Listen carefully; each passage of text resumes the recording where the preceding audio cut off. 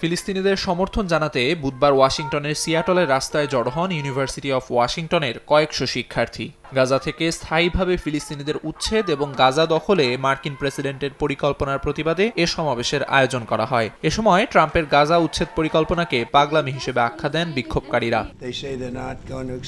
এর আগে মঙ্গলবার ইসরায়েলের প্রধানমন্ত্রী বিনিয়ামিন নেতানিয়াহুর সঙ্গে বৈঠকে গাজা দখলের ইঙ্গিত দেন ডোনাল্ড ট্রাম্প। এরপর থেকেই বিক্ষোভ শুরু করে শিক্ষার্থীরা। নেতানিয়াহুকে যুদ্ধাপরাধী আখ্যা দিয়ে অবিলম্বে তার গ্রেফতারের দাবি জানান বিক্ষোভকারীরা। সেই সঙ্গে গাজায় ইসরায়েলি আগ্রাসনে ট্রাম্পের সমর্থনের তীব্র নিন্দাও জানান। তাদের দাবি, মার্কিন স্বার্থ রক্ষায় ইসরায়েলের প্রতি অন্ধ সমর্থন বন্ধ করতে হবে যুক্তরাষ্ট্রকে।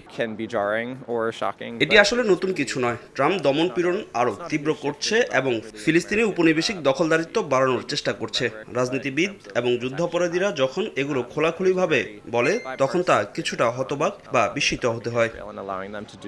এদিকে ট্রাম্পের গাজা উচ্ছেদ পরিকল্পনার বিরুদ্ধে তীব্র নিন্দা জানিয়েছে বিভিন্ন মানবাধিকার সংগঠন সহ আরব দেশগুলো। একে জাতিগত নিধন হিসেবে অভিহিত করেছে জাতিসংঘ। একই সঙ্গে চীন, রাশিয়া, জর্ডানও এই পরিকল্পনার কঠোর সমালোচনা করেছে।